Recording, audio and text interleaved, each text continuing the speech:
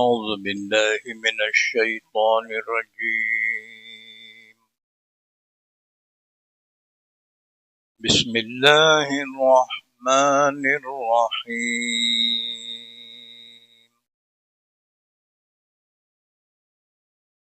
والسماء ذات البروج واليوم الموعود وشاهد ومشهود. قتل أصحاب الأخدود النار ذات الوقود إذ هم عليها قعود وهم على ما يفعلون بالمؤمنين شهود. وما نقموا منهم إلا أن يؤمنوا بالله العزيز الحميد الذي له ملك السماوات والأرض والله على كل شيء شهيد. إن الذين فتنوا المؤمنين والمؤمنات ثم لم يتوبوا فلهم عذاب جهنم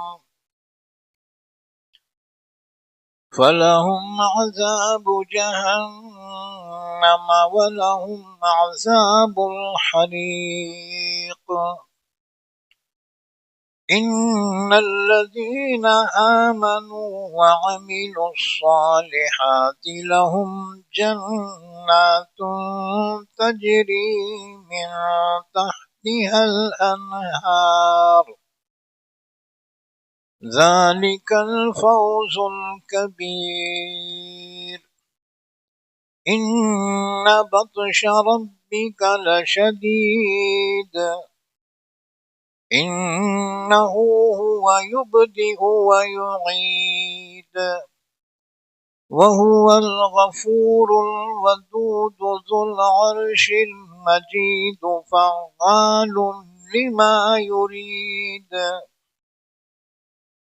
هل أتاك حديث الجنود فرعون وثمود بل الذين كفروا في تكذيب والله من ورائهم محيط بل هو قرآن مجيد في لوح محفوظ. بسم الله الرحمن الرحيم. والسماء والطارق وما أدراك ما الطارق النجم الثاقب إن كل نفس لما عليها حافظ فلينظر الإنسان مما خلق من ماء دافق يخرج من بين الصلب والترائب إنه على رجعه لقادر يوم تبلى السرائر فما له من قوة ولا ناصر. والسماء ذات الرجع والأرض ذات الصدع إنه لقول فصل وما هو بالهزل إنهم يكيدون كيدا وأكيد كيدا فمهل الكافرين أمهلهم رويدا. بسم الله الرحمن الرحيم. سبح اسم ربك الأعلى الذي خلق فسوى والذي قدر فهدى والذي أخرج المرعى فجعله غثاء أحوى سنقرئك فلا تنسى إلا ما شاء الله إنه يعلم الجهر وما يخفى ونيسرك لليسرى فذكر إن نفعت الذكرى سيذكر من يخشى ويتجنبها الأشقى الذي يصلى النار الكبرى ثم لا يموت فيها ولا يحيا قد أفلح من تزكى وذكر اسم ربه فصلى بل تؤثرون الحياة الدنيا والآخرة خير وأبقى إن هذا لفي الصحف الأولى صحف إبراهيم وموسى.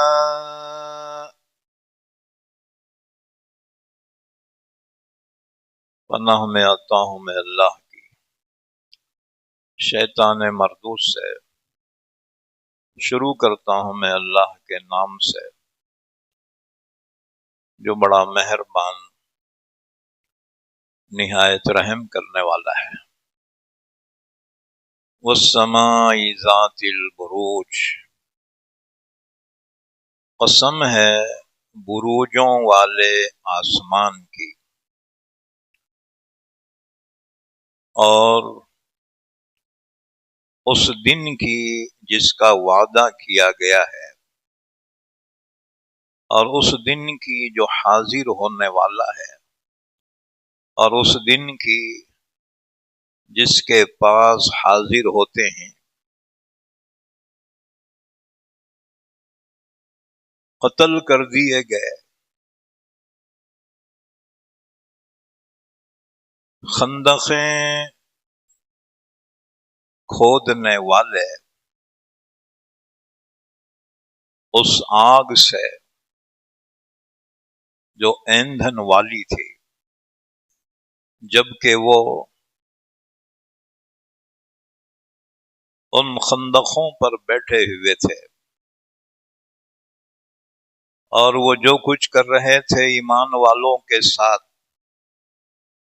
اپنے آنکھوں سے دیکھ رہے تھے، اور نہیں انتقام لیا انہوں نے ایمان والوں سے مگر اسی بات کا کہ وہ ایمان رکھتے تھے اللہ پر جو زبردست قابل تعریف ہے، وہی ہے کہ اسی کا ہے، اسی کی بادشاہت ہے آسمانوں اور زمینوں میں، اور اللہ ہر چیز پر گواہ ہے۔ بے شک جن لوگوں نے فتنے میں ڈالا ایمان والے مردوں کو اور ایمان والی عورتوں کو، پھر انہوں نے توبہ نہیں کی تو ان کے لیے جہنم کا عذاب ہے، اور ان کے لیے جلانے والا عذاب ہے۔ بے شک جو لوگ ایمان لائے اور نیک عمل کیے ان کے لیے ایسی جنتیں ہیں کہ جن کے نیچے نہریں جاری ہیں، یہی ہے بہت بڑی کامیابی۔ بے شک آپ کی رب کی پکڑ بڑی شدید ہے۔ بے شک وہی اللہ پہلی مرتبہ پیدا کرتا ہے اور دوبارہ پیدا کرے گا، اور وہی بخشنے والا بڑی محبت کرنے والا ہے، عظیم ترین عرش والا ہے۔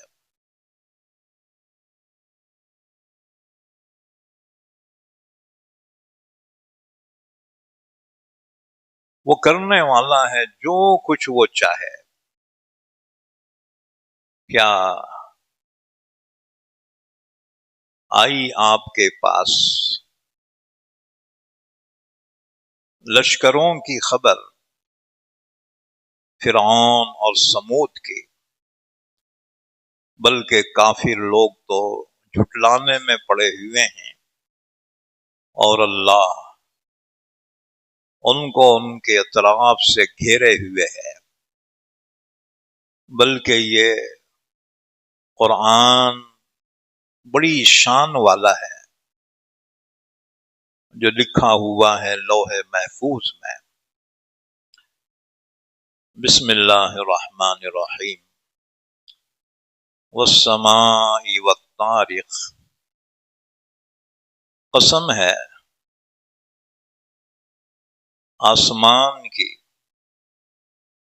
اور رات میں آنے والے کی۔ اور آپ کیا جانیں وہ رات میں آنے والا کون ہے؟ وہ روشن ستارہ ہے۔ کوئی شخص نہیں ہے مگر اس پر ایک محافظ فرشتہ مقرر ہے۔ بس چاہیے کہ غور کرے انسان کہ کس چیز سے وہ پیدا کیا گیا ہے۔ پیدا کیا گیا ہے ایک اچھلنے والے پانی سے جو نکلتا ہے پیٹھ اور سینے کے درمیان سے۔ بے شک وہ اللہ اس کو دوبارہ پیدا کرنے پر ضرور قادر ہے۔ جس دن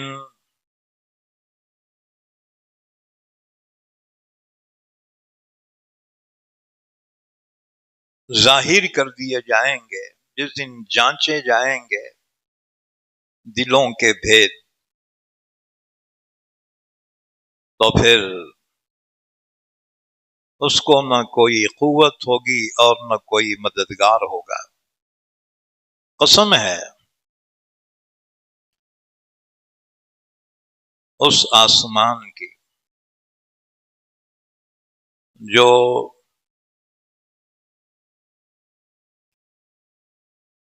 بار بار برسنے والا ہے،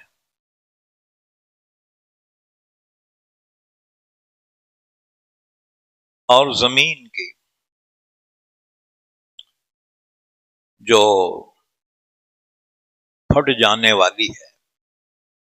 بے شک یہ قرآن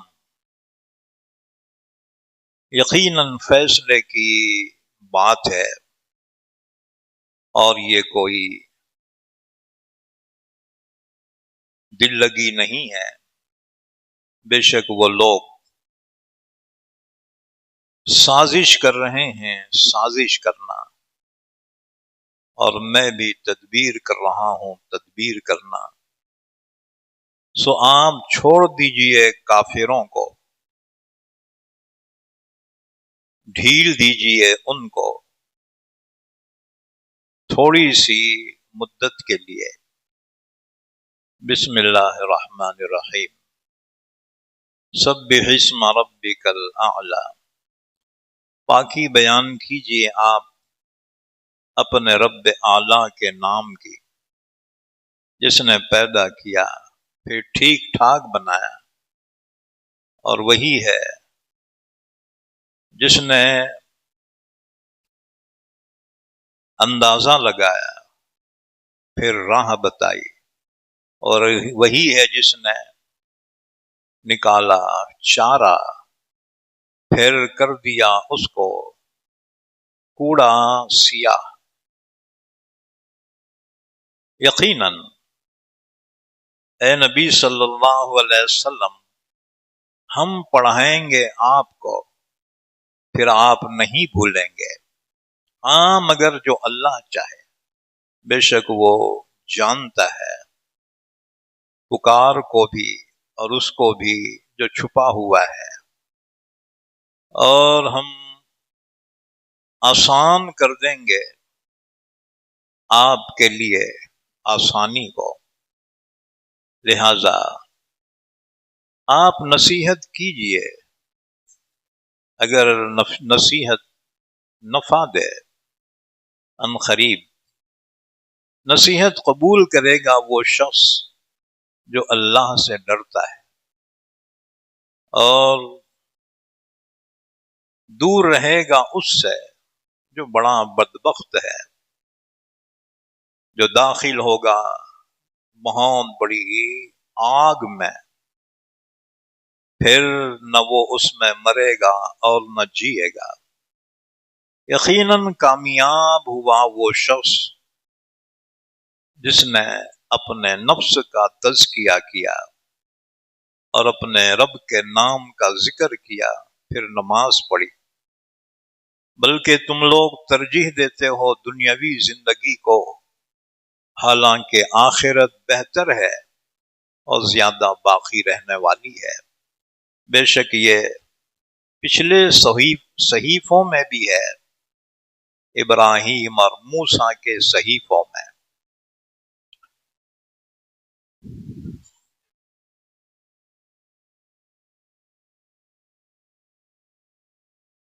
آج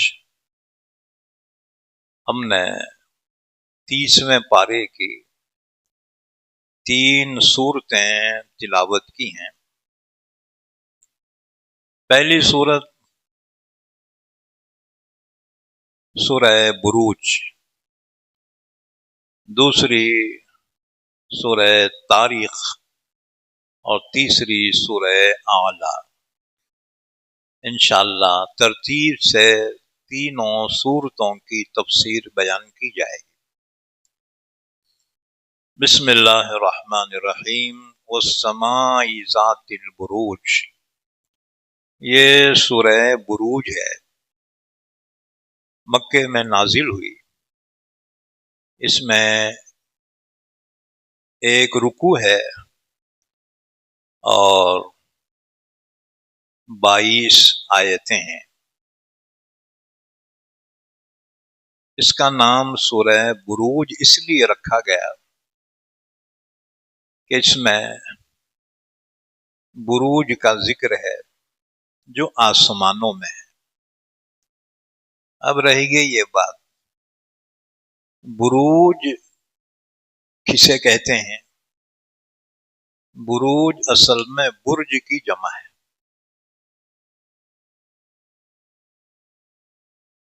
برج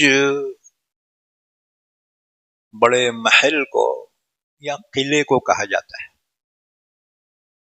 جیسے تمہارے ناندیڑ میں فتح بروج، اونچا ہے نا مقام، ہاں جی، تو بروج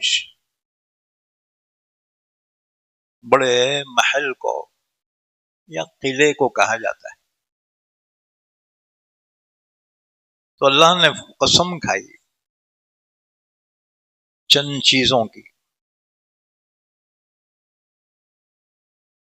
اللہ کو اختیار ہے اپنے مخلوق میں جس کی چاہے قسم کھائے، اور اللہ جس چیز کی قسم کھاتا ہے اس سے مقصد اس چیز کی اہمیت کو بیان کرنا ہوتا ہے، لیکن بندوں کو اجازت نہیں ہے کہ اللہ کے سوا کسی اور کی قسم کھائے، اور بلا وجہ قسم کھانا درست نہیں ہے۔ اور اگر قسم کھا لی کسی کام کے کرنے یا نہ کرنے کی، اور وہ چیز شریعت میں جائز بھی ہو، تو اب اس قسم کو پورا کرنا لازم ہے۔ اگر قسم توڑ دے تو اس کا پنشمنٹ کیا ہے؟ اس کا جرمانہ، غلام آزاد کرنا۔ اب ہمارے زمانے میں غلام نہیں ہے، کیونکہ ہمارے زمانے میں جنگیں تو ہو رہی ہیں اسلام و کفر کی، لیکن اقوام متحدہ کے قانون کے مطابق کوئی کسی کو باندی یا غلام نہیں بنا سکتا۔ جو دنیا کے تمام ملکوں کا ایک ادارہ ہے، اقوام متحدہ، تو اقوام متحدہ کے چارٹ میں ہے کہ کوئی کسی کو غلام نہیں بنا سکتا۔ اس اعتبار سے غلام اس زمانے میں ہے نہیں، رہ گئے نوکر چاکر، یہ غلام نہیں ہوتے، یہ آزاد ہیں، یاد رکھو۔ تو قسم توڑنے کا کفارہ غلام آزاد کرے، غلام نہیں ہے تو 10 غریبوں کو پیٹ بھر کر 2 وقت کھانا کھلائے۔ اگر نہیں کھلا سکتا تو 3 روزے رکھے کفارے کے، 3 روزے۔ یہ ہے قسم توڑنے کا جرمانہ، کفارہ۔ تو اللہ کے علاوہ کسی اور کی قسم کھانا بندوں کے لیے جائز نہیں ہے۔ ایک مرتبہ حضرت عمر رضی اللہ تعالیٰ عنہ کسی سے بحث کرتے کرتے قسم کھائی، کہا میرے باپ کی قسم۔ اللہ کے نبی نے فرمایا ہاں ہاں عمر، اگر قسم کھانا ضروری ہو تو اللہ کی قسم کھاؤ، اللہ کے علاوہ کسی کی قسم کھانا درست نہیں۔ بہرحال یہاں اللہ نے چند چیزوں کی قسم کھائی، اس سے معلوم ہوا یہ چیزیں بڑی اہم ہیں جن کی اللہ نے قسم کھائی۔ وَالسَّمَاءِ ذَاتِ الْبُرُوجِ، قسم ہے بروجوں والے آسمان کی، یعنی آسمان میں بھی بڑے بڑے قلعے، بڑے بڑے محل ہیں، یا اس سے مراد ہیں بروج سے منزلیں، جو سورج اور چاند کی منزلیں ہیں۔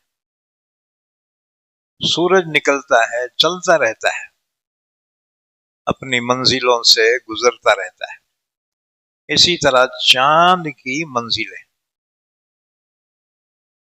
اللہ نے فرمایا قدرناہ منازل، ہم نے سورج چاند کی منزلیں مقرر کی جس میں سے ہوتے ہوئے گزرتے ہیں۔ اسی وجہ سے دیکھو چاند کی منزلیں الگ ہیں، سورج کی الگ ہیں، اس لیے دونوں میں کبھی ایکسیڈنٹ نہیں ہوتا ہے، ٹکراؤ نہیں ہوتا ہے، حالانکہ کروڑہاں سال سے یہ دونوں چل رہے ہیں۔ کل یجری لاجل مسمی، ہر ایک اپنے اپنے راستوں سے، منزلوں سے چل رہے ہیں۔ اچھا، تو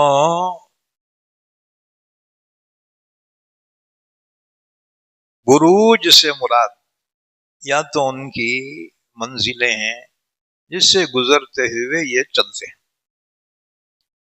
اچھا، پرانے زمانے میں لوگ جب چاند جو ہے عقرب کی منزل سے گزرتا تھا، لوگ اسے منحوس سمجھتے تھے، اور جی اس وقت شادیاں نہیں کرتے تھے اور بات چیت بھی نہیں کرتے تھے، کہتے تھے یہ بہت منحوس ہے. اس لیے پرانے جنتریاں اور کیلنڈر میں جو ہے نا، بعض تاریخوں پہ لکھا ہوتا تھا قمر دل اقرب، قمر در اقرب، اس چاند اقرب سے گزر رہا ہے، اس کو منحوس سمجھتے تھے. یاد رکھو، نحوست نہ وقت میں ہے نہ جگہ میں ہے. نحوست تو انسان کے بدعملی میں ہے، گناہوں میں. ام المومنین حضرت عائشہ صدیقہ رضی اللہ عنہا فرماتی ہیں، عرب شوال کے مہینے کو منحوس سمجھتے تھے،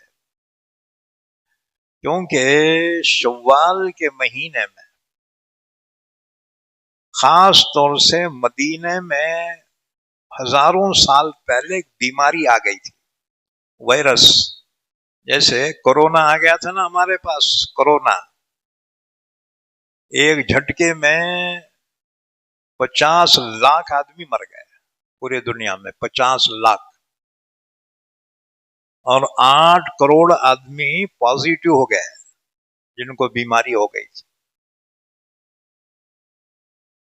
پھر اللہ ہی نے اس عذاب کو ہٹا لیا، وہ ہٹ گیا، ورنہ ڈاکٹر اور دواؤں کا کوئی کمال نہیں ہے اس میں، وہ اللہ کا عذاب تھا بیماری کی شکل میں. اللہ نے جب تک چاہا رکھا، جب چاہا ہٹا دیا. تو مدینے میں اور عرب میں بہت زمانے پہلے ایک بیماری آئی تھی، وائرس. اور اس زمانے کا وائرس کیا تھا؟ طاعون. طاعون کی بیماری آتی تھی اور ایک ایک دن میں 10 جنازے اڑ جاتے تھے. ابھی ایک کو دفن کر کے آئے، دوسرا تیار. تو اسی وجہ سے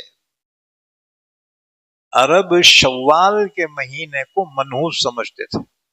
ہزاروں لوگ مر گئے تھے اس بیماری سے. لیکن حضرت عائشہ فرماتی ہیں کہ اللہ کے رسول سے میری شادی شوال کے مہینے میں ہوئی اور رخصتی بھی شوال کے مہینے میں ہوئی. بھلا بتاؤ، حضور کی گھر والیوں میں مجھ سے زیادہ حضور کی چہیتی کوئی نہیں تھی. اللہ کے نبی کی میں چہیتی تھی.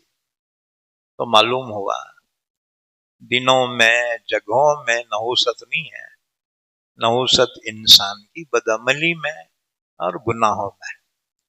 جس دن فجر کی نماز چھوٹ گئی رہے، وہ دن اس کے لیے منحوس ہو جاتا ہے. یہ بات سمجھ میں؟ جس دن فجر پڑ رہی، پورا دن اس کا سکون سے گزرتا ہے. بہرحال اللہ نے فرمایا وَالسَّمَاءِ ذَاتِ الْبُرُوجِ، قسم ہے بروجوں والے آسمان کی، وَالْيَوْمِ الْمَوْعُودِ، اور اس دن کے جس کا وعدہ کیا گیا ہے.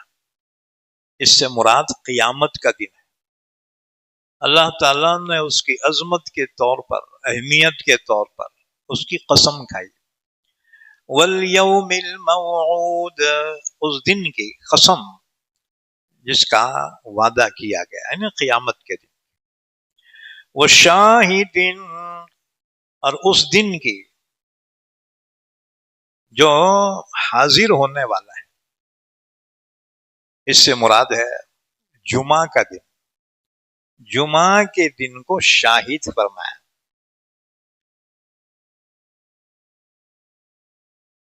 وَمَشْهُودَ، اور قسم ہے اس دن کی جس دن لوگ حاضر ہوتے ہیں.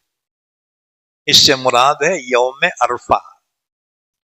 9 ذی الحجہ کو تمام حاجی جمع ہوتے ہیں عرفات میں. اس دن حج ہوتا ہے 9 ذی الحجہ کو. اس دن کو کہا مشہود کہ لوگ اس دن میں حاضر ہوتے ہیں. اس کے بعد سنیں حدیث پاک، ترمذی شریف کی حدیث ہے۔ حضرت ابو ہریرہ رضی اللہ تعالیٰ عنہ فرماتے ہیں رسول اللہ صلی اللہ علیہ وسلم نے فرمایا یوم موعود یوم قیامت ہے۔ اللہ کے نبی خود اس کی تفسیر فرما رہے ہیں کہ یوم موعود سے مراد یوم قیامت ہے، اور یوم شاہد سے مراد جمعہ کا دن ہے، اور یوم مشہود سے مراد یوم عرفہ ہے۔ پھر اللہ کے رسول نے فرمایا جمعہ کے دن ایک ساعت ایسی ہے، اگر کوئی مومن بندہ ٹھیک اس ساعت میں اللہ سے جو بھی دعا کرے اللہ اس کی دعا ضرور قبول فرماتا ہے، اور جس شر سے پناہ مانگتا ہے اللہ اس شر سے اس کو محفوظ کرتا ہے۔ وہ ساعت جمعہ کے دن ہے، لیکن وقت کون سا ہے وہ نہیں بیان کیا، لہذا تم تلاش کرو۔ تو جمعہ میں ایک ساعت ایسی ہے کہ اس میں جو بھی دعا کرے اللہ اس کی دعا ضرور قبول فرماتا ہے، لیکن اس کو چھپا لیا گیا اس کی تعین کو، جیسے شب قدر۔ شب قدر ایک رات کی عبادت کا ثواب 1000 مہینوں کی عبادت کے برابر ہے، لیکن اس کی فکس ڈیٹ نہیں بیان کی گئی، اس کو تلاش کرو۔ ہاں جی، اصل میں عمل کی ترغیب دینا مقصود ہے، دعا کی ترغیب دینا مقصود ہے۔ اب بعض لوگوں کا اندازہ یہ ہے کہ 2 خطبوں کے بیچ میں جو وقفہ ہوتا ہے وہ وقت ہے، واللہ تعالی اعلم، یہ کوئی مقرر نہیں۔ اچھا،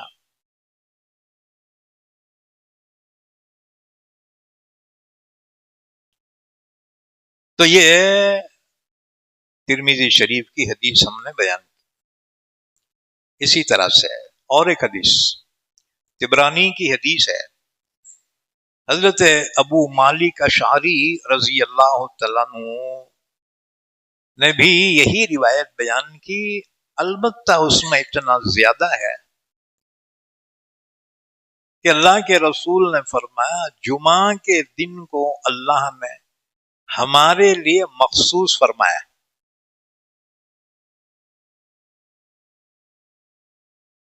یہودی ہفتے کے دن کی تعظیم کرتے ہیں، خصوصاً نمازوں کا اہتمام کرتے ہیں۔ عیسائی اتوار کے دن کی تعظیم کرتے ہیں، خصوصی عبادت کرتے ہیں، اور مسلمانوں کے لیے جمعہ کا دن اللہ نے عطا فرمایا، اور فرمایا صلاۃ وسطی عصر کی نماز ہے۔ اللہ نے فرمایا حافظوا علی الصلوات والصلاۃ الوسطی،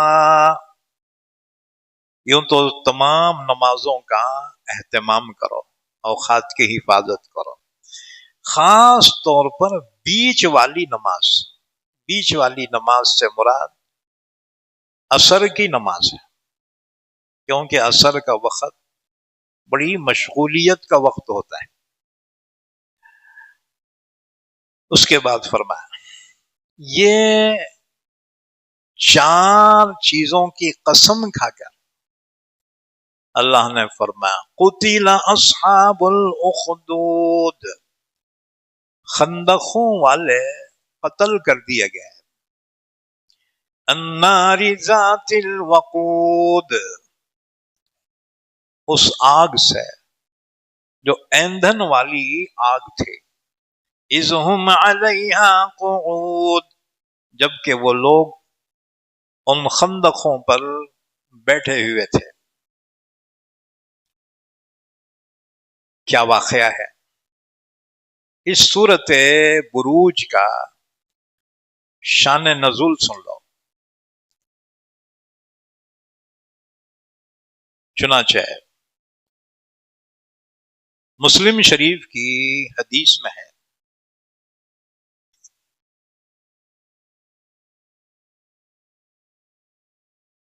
کہ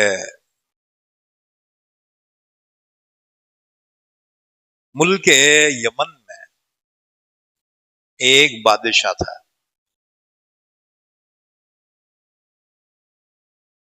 حضرت صہیب رومی رضی اللہ تعالیٰ عنہ کی روایت بھی ہے. اللہ کے رسول صلی اللہ علیہ وسلم نے فرمایا کہ ملک یمن میں ایک بادشاہ تھا. اس کے پاس ایک جادوگر تھا. دیکھو بادشاہ یا بڑے منتریاں جادوگروں کو پال کے رکھتے ہیں اپنے پاس. کیوں؟ کہ کوئی ان پر جادو ٹونا نہ کر سکے. اچھا، تو بادشاہ کے پاس جو جادوگر تھا وہ بوڑھا ہو گیا. اس نے بادشاہ سے کہا، بادشاہ اب میں بوڑھا ہو گیا ہوں، لہذا آپ کسی ہوشیار بچے کو میرے حوالے کرو، میں اسے جادو سکھاؤں گا، میرے بعد وہ آپ کی حفاظت کرے گا. چنانچہ ایک لڑکا اس کے لیے مقرر کیا گیا. اس کا نام تھا عبداللہ بن تامر. وہ لڑکا اس جادوگر کے پاس جادو سیکھنے کے لیے جانے لگا. اچھا، جادوگر کا گاؤں دور تھا. یہ لڑکا یہاں سے اس دور جادوگر کے گاؤں میں جاتا تھا اور جادو سیکھتا تھا. ایک مرتبہ جاتے جاتے اس نے دیکھا راستے میں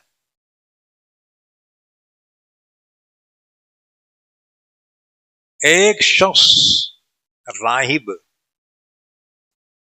بیٹھا ہوا ہے، اس کے سامنے کچھ لوگ بیٹھے ہوئے ہیں.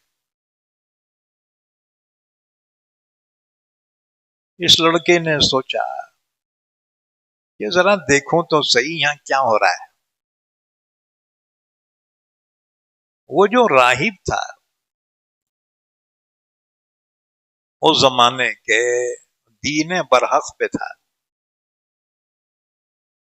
ابھی اللہ کے نبی صلی اللہ علیہ وسلم تشریف نہیں لائے تھے.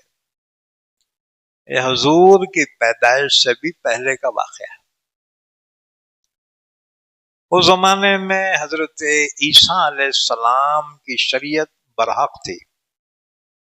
دین عیسائیت وہ حق تھا. چنانچہ یہ لڑکا جا کر اس راہب کی مجلس میں بیٹھا.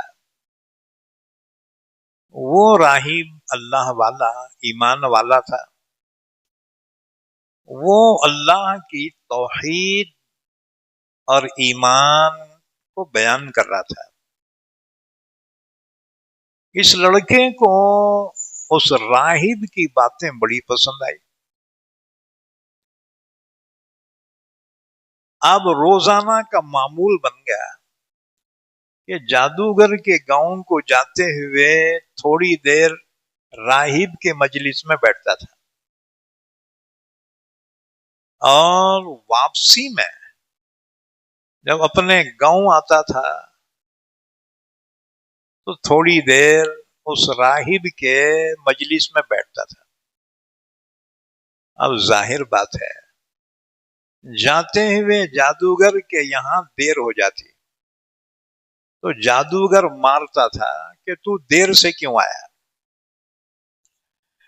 واپسی میں بھی اس راہب کی مجلس میں بیٹھنے کی وجہ سے گھر پہنچنے کو دیر ہوتی. تو گھر کے لوگ مارتے تھے، تو دیر سے کیوں آیا؟ بہرحال اس لڑکے نے معمول بنا لیا کہ جاتے ہوئے بھی تھوڑی دیر بیٹھ جاتا اور راہب کی دین کی باتیں وہ سنتا تھا۔ اچھا، جادو بھی سیکھتا تھا اور راہب کی باتیں بھی سن کر اس کا بھی علم حاصل کرتا تھا۔ جادوگر جو تھا مشرک تھا، وہ کافر تھا، اور راہب ایمان والا تھا۔ راہب کی باتیں اس کو حق محسوس ہونے لگی۔ اچھا، ایک دن جا رہا تھا، راستے میں دیکھا لوگ کھڑے ہوئے ہیں اور ٹریفک جام ہے، ٹریفک جام ہے۔ اس نے پوچھا کہ کیا بات ہے، لوگ جمع کیوں ہیں، آگے کیوں نہیں جا رہے؟ لوگوں نے کہا کہ آگے ایک درندہ بیٹھا ہے، شیر راستے میں بیٹھا ہے، اس سے ڈر کر کوئی آگے نہیں بڑھ رہا، اس کے جانے کے انتظار میں کھڑے ہیں۔ اس لڑکے نے سوچا کہ آج ذرا آزما لو کہ جادوگر کا دین سچا ہے یا راہب کا دین سچا ہے۔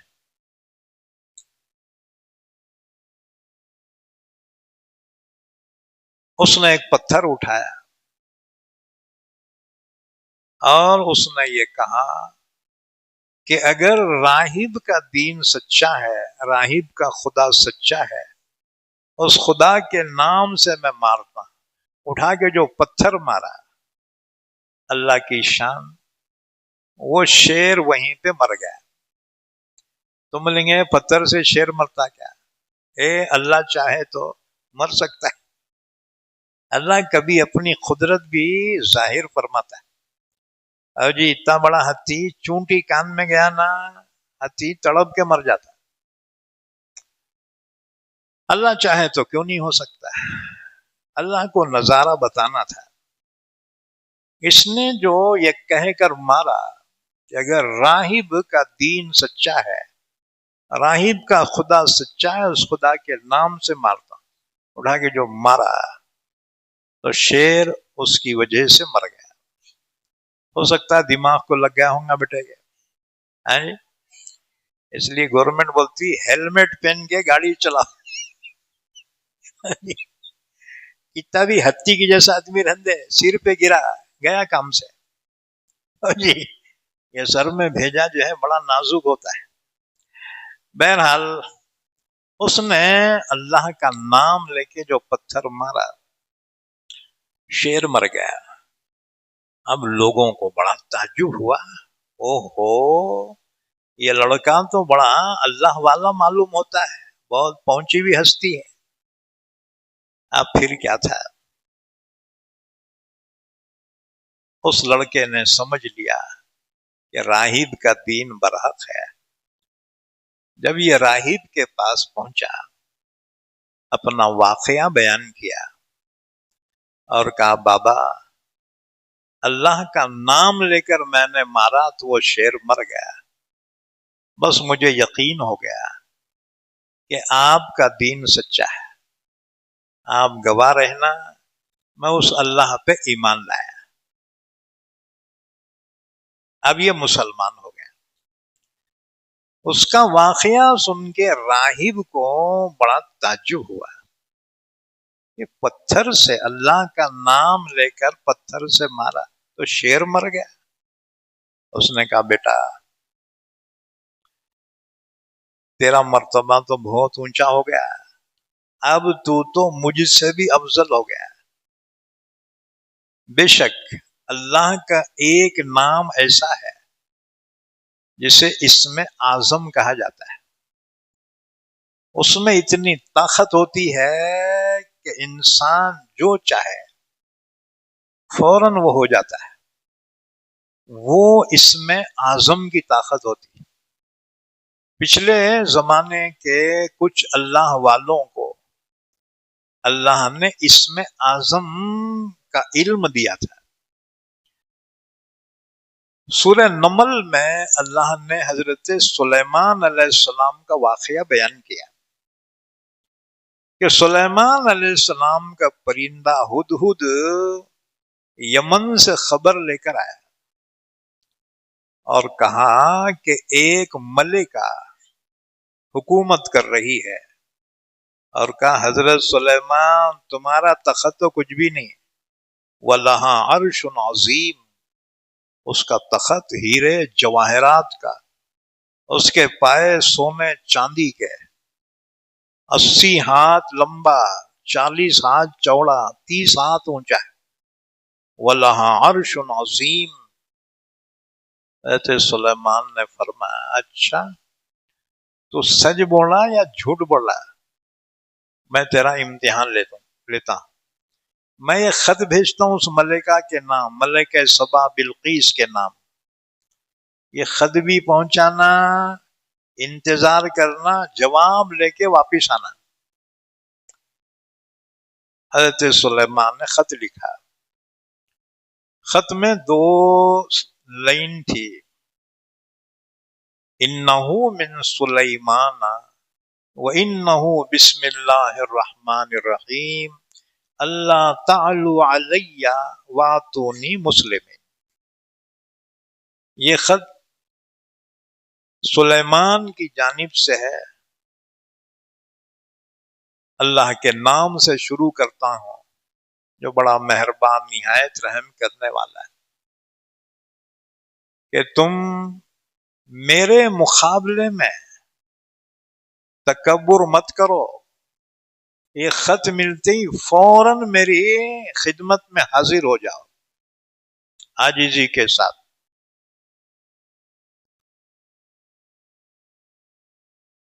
وہ تخت جو تھا ملکہ کا 7 محلوں کے بیچ میں تھا، اور فوجیوں کا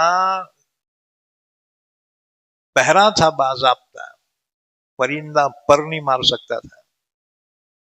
حضرت سلیمان کا ہدہد دن میں کہیں چھپ جاتا، رات میں اڑتے اڑتے آخر محل میں پہنچا اور جا کے وہ طاق میں بیٹھ گیا، اوپر کا طاق میں. ملکہ اپنے محل میں سو رہی تھی،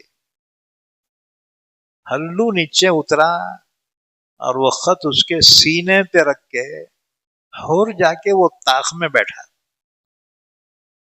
سلیمان نے حکم دیا تھا جواب لے کے آنا، ان کا ریئیکشن کیا ہوتا وہ دیکھ کے آنا. ملکہ اچھا خاص اسی طاق میں بیٹھا جس طاق سے اس دن سورج کی کرنیں آنی تھی. اس کا محل جو تھا 360 طاق تھے اس میں، چھوٹی کھڑکیاں، کیونکہ وہ سورج کی پوجا کرتی تھی. روزانہ ایک کھڑکی کھلی رکھتی تھی، اس کھڑکی سے سورج کی کرنیں آتی تو اس کی پوجا کرتی تھی.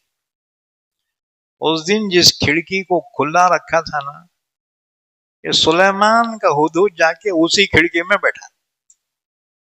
سورج نکلا لیکن انہیں وہاں بیٹھا ہوا ہے، اس کی کرنیں ہی نہیں پڑی، اس لیے ملکہ اس دن جلدی اٹھ نہیں سکی. جب دیر سے ہڑبڑا کے اٹھی تو ایک دم خط اس کے سینے پر تھا. اتنا گھبرا گئی، خوف زدہ ہوئی کہ کون ایسا دشمن ہے یہ سارے پہروں سے نظر بچا کر خط مجھ تک پہنچانے میں کامیاب ہو گیا. بہرحال اس نے اپنے वजीरों को, फौज के जर्नील कर्नीलों को जमा करके जिक्र किया, इन्नी उल्किया इलैया किताबुन करीम इन्नहु मिन सुलैमान व इन्नहु बिस्मिल्लाहिर रहमानिर रहीम अल्लाह तालू अलैया वअतूनी मुस्लिमीन। मलिका ने दरबारियों से कहा, मैं कोई भी फैसला तुम्हारे मशवरे के बगैर नहीं करती, इस सिलसिले में मशवरा दो, मुझे क्या करना चाहिए। दरबारियों ने कहा, मलिका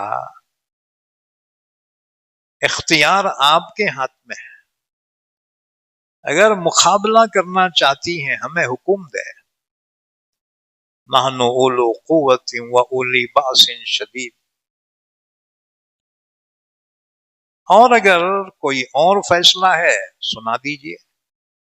मलिका ने कहा, जंग कोई फैसला नहीं है, मैं उनकी खिदमत में हदिये तोहफे भेजूंगी और देखूंगी कि मेरे कासिद क्या जवाब लेकर वापिस आते हैं। उसने हदिये तोहफे भेजे, सोने चांदी के ईंटा। उधर हजरत सुलेमान को खबर दी गई, जिन्नात तो शयातीन ने खबर दी कि हजरत मलिका का वफद आ रहा है आपकी खिदमत में, सोने के ईंटा भी हैं हदिये में देने के वास्ते ला रहे। सुलेमान ने पूछा, कितने ईंटा हैं, गिन के बताइए थे। सुलेमान ने जिन्नातों को हुक्म दिया कि सोने की ईंटें बनाओ और उसका फर्श बिछाओ। जैसे आजकल रोड पे सीमेंट के ईंटा बिछा रहे, देखो सीमेंट के। सुलेमान के हुक्म से 9 मील तक, 9 मील, 1 मील 1.5 किलोमीटर से ऊपर होता है, 9 मील तक सोने के ईंटा बिछा दिए। सुलेमान अलैहिस्सलाम ने फरमाया, उनके हाथ में जितने ईंटा है ना, उतने ईंटा कम बिछाओ, उतने खाली रखो। अब वो बहुत खुश हो के, आ रहे अब्बा सोने के ईंटा हमारी मलिका हदिया में दे रही है। लेकिन जब उस एरिया में पहुंचे तो देखा, हाँ ये तो पूरा फर्श ही सोने का है। उन्होंने देखा उसमें कुछ ईंटा कम है, उन्होंने भीन के देखा, इनके हाथों में जितने है उतने कम दिख रहे। उन्होंने बोले, अरे नको रे भाई, ये ईंटा फेंक दो, या तो बोलेंगे हमारे ईंटा उखाड़ के ले लिए। बहरहाल सूरह नमल में हम तफसील बयान कर चुके हैं, इंशाअल्लाह ताला और कहीं बयान हो। बहरहाल हजरत सुलेमान को जब पेश किए गए तोहफे, हजरत सुलेमान ने फरमाया, अल्लाह का दिया मेरे पास बहुत कुछ है, जाओ तुम्हारे हदिये तोहफे नहीं होना, व अंतुम बिहदियतिकुम तफरहून, तुम्हारे हदिये से तुम ही खुश हो जाओ, हमारे को जरूरत नहीं है, हमें तो इताअत की जरूरत है, मलिका खुद यहाँ आना और हमारे सामने सरेंडर हो जाना। बहरहाल वापिस गए, हालात बयान किए तो मलिका समझ गई ये कोई बादशाह नहीं है, ये तो अल्लाह का नबी है ये, और नबी से मुकाबला करे तो हम बर्बाद हो जाते। तो मलिका ने अपने फौज के जर्नील कर्नील और अपने मिनिस्टरों को साथ लेकर वो सुलेमान की खिदमत में पहुंचने के लिए निकल पड़ी। जिन्नात एक एक लम्हे की खबर पहुंचा रहे थे सुलेमान अलैहिस्सलाम को। आपको बताया गया मलिका अपने वफ्द के साथ निकल चुकी है और बिल्कुल करीब तक पहुंची हैं, एक मंजिल के दूरी पर हैं। और हुदहुद ने वो तख्त का जिक्र बड़ा चढ़ा के करा था।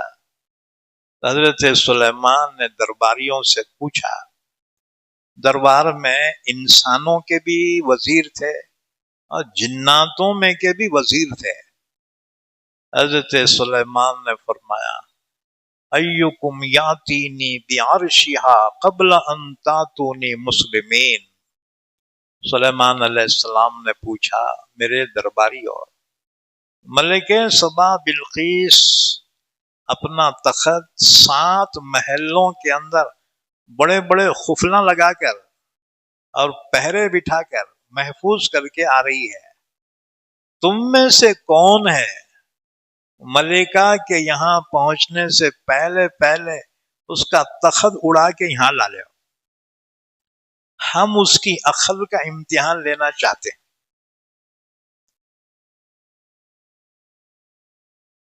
قال عفریت من الجن انا آتیک بہ قبل ان تقوم من مقامک۔ ایک بڑا جن تھا رام ڈانڈگا، اس نے کہا حضرت سلیمان میں لاؤں گا۔ پوچھا کتنے دیر میں لاتا رہے؟ اس نے کہا آپ کا دربار ختم ہونے سے پہلے پہلے لاتا ہوں۔ انا آتیک بہ قبل ان تقوم من مقامک، آپ کی مجلس ختم ہونے سے پہلے لے کے آتا ہوں۔ حضرت سلیمان نے فرمایا بہت دیر ہوتی رہے، اس سے پہلے ہونا میرے کو لو۔ اچھا وہ نزدیک تھا کیا؟ وہ سلیمان علیہ السلام کے مقام سے تقریباً 1000 میل کے فاصلے پر تھا۔ اور جی 1000 میل کا فاصلہ بولے تو تقریباً یہاں سے بھوپال، اور جی نہیں تو اس سے بھی دوری چھو۔ اب انہیں بولا دربار ختم ہونے سے پہلے لاتا ہوں۔ اب ان کے نخرے حضرت کے بولے نہیں رہے، دیر ہوتی، اس سے پہلے ہونا۔ اچھا تخت کیا چھوٹا ہے کیا جی؟ اتنا ہے کیا لے کے آنے کو زوئی بول کے؟ وہ تخت 80 ہاتھ لمبا، 40 ہاتھ چوڑا، یہ مسجد ہوں گی نا، ہاں جی، اور 30 ہاتھ اونچا، 30 ہاتھ۔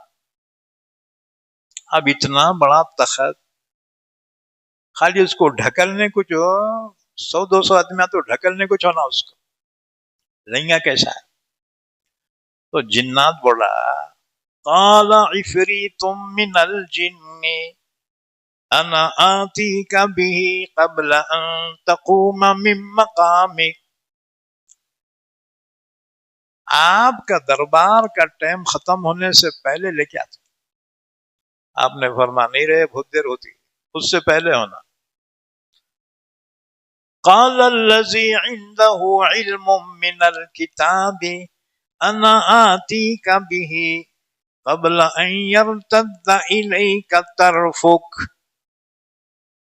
حضرت سلیمان کے وزیر اعظم تھے آصف بن برخیہ، ان کا نام آصف بن برخیہ، حضرت سلیمان علیہ السلام کے کزن تھے، یہ چچا زاد بھائی تھے، اور ان کے پاس اسم اعظم کا علم تھا، اسم اعظم کا، یعنی اللہ کا وہ ایک نام جس کے وسیلے سے دعا جو مانگی جائے، حیرت انگیز طور پہ اس کا اثر سامنے موجود ہو جاتا ہے، جو دعا مانگے، جی؟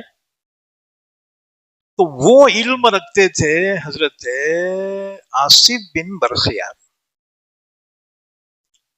انہوں نے کہا حضرت سلیمان میں لے کے آتا ہوں، انا آتی کا بھی میں لے آؤں گا 1000 میل سے ہزاروں ٹنوں کے وزن کا وہ تخت، کتنے دیر میں؟ قبل ان یرتد الیک طرفک، پل جھپکنے سے پہلے لاؤں گا۔ انہوں نے کہا تم باہر نکل کے میدان میں دیکھو، ایسا پل بند کر کے ایسا کھولتے تم کو سامنے لیں گے، سامنے نظر آئے گا۔ آپ نے اجازت دی، انہوں نے اسم اعظم پڑھ کے دعا کی، اللہ کے اس عظیم نام کا واسطہ دے کر دعا کی. جیسی یہ دعا کی اس میں اعظم کا حوالہ دیکھا، تخت میں حرکت پیدا ہوئی اور زمین میں سے جو چلا زویں بول کے، اور جہاں سلیمان کا محل تھا زمین سے اوپر آ گیا. اب سلیمان آنکھیں بند کر کے کھولتے ہی وہ تخت موجود تھا. کہا اللہ تیرا شکر ہے، تو نے کیسی کیسی نعمتوں سے مجھ کو نوازا ہے. جس کے وزیر ایسے ہوں تو ان کا بادشاہ کیسا ہوگا، اور جی جس کے امتی ایسا ہو ان کا نبی کیسا ہوگا. اچھا تم بولیں گے ہمارے آقا، ہمارے آقا تو ہمارے آقا ہے. اس نے یوسف دم عیسیٰ ید بیضا داری آنچ خوباں ہما دارند تو تنہا داری. تمام انبیاء کرام میں جو کمالات تھے وہ تمام کمالات اللہ نے ایک مصطفیٰ میں رکھ دیے.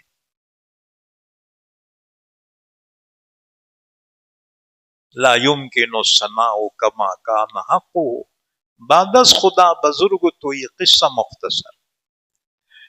تو بہرحال آصف بن برخیان نے اللہ کے اس اسم اعظم کے حوالے سے دعا کی تو 1000 میل سے تخت زمین کے نیچے سے آ گیا. تم بولیں گے اوپر سے کیوں نہیں آیا؟ اوپر ٹریفک جام رہتی. انسان پرندے کم رہتے کیا فضا میں، انڈر گراؤنڈ آ گیا. تو یہ اسم اعظم تھا. تو اس لڑکے نے اللہ کا ایک نام لے کر اس نے جو مارا پتھر، وہ شیر اسی جگہ مر گیا. یہ طاقت تھی اسم اعظم کی. یاد رکھو اسم اعظم. تو اللہ سے جب بھی دعا مانگو نا، اللہ کے صفاتی نام کا واسطہ دو. ہاں جی، تو وہ دعائیں بہت جلدی قبول ہوتی ہیں. بہرحال اس میں آ کر راہب کو یہ واقعہ بیان کیا اور پھر ایمان لایا. تو راہب نے واقعہ سن کر کہا بیٹا اب تیرا درجہ تو مجھ سے بھی بڑھ گیا،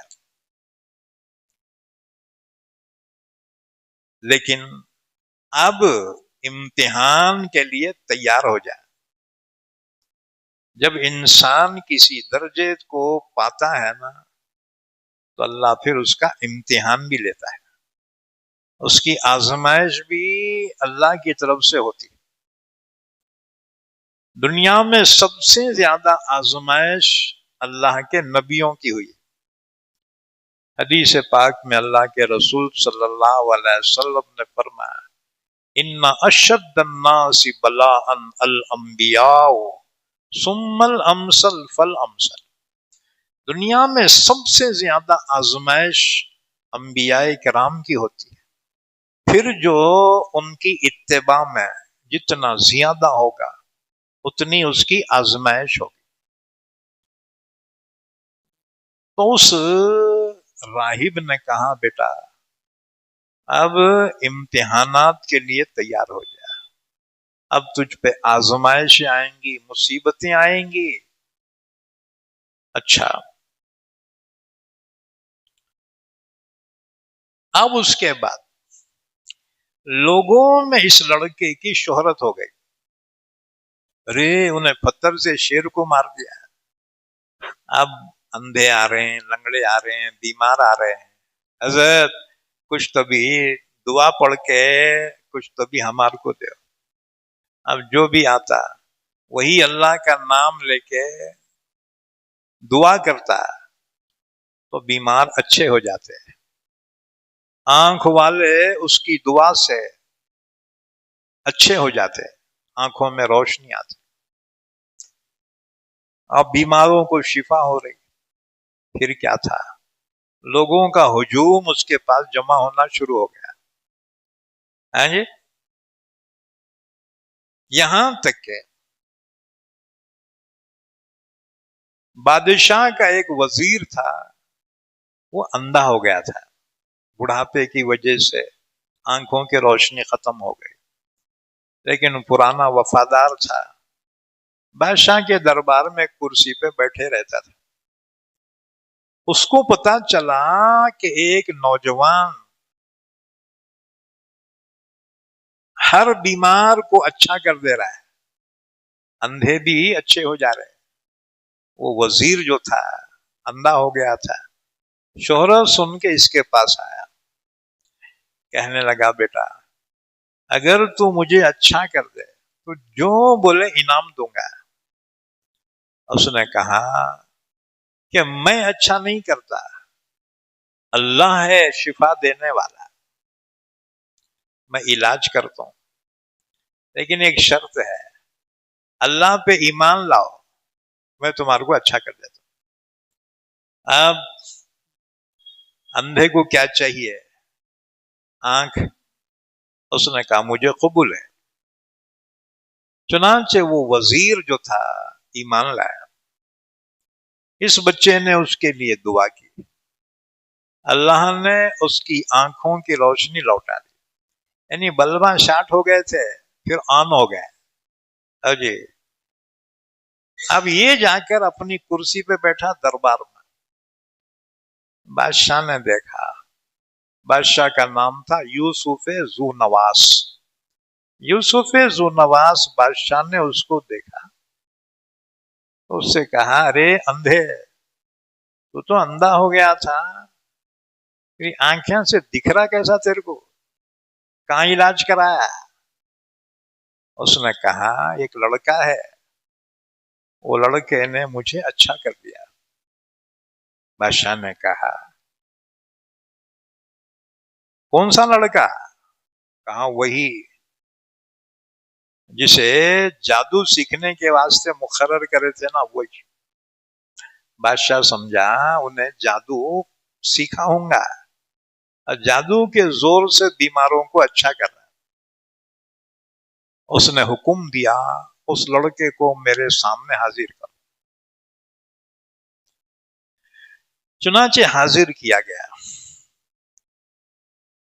اچھا، اس راہب نے نصیحت کی تھی بیٹا جب تیرا مرتبہ بڑا ہو جائے گا اور اس کے بعد آزمائش تیری شروع ہوں گی تو میرا نام مت ظاہر کرنا۔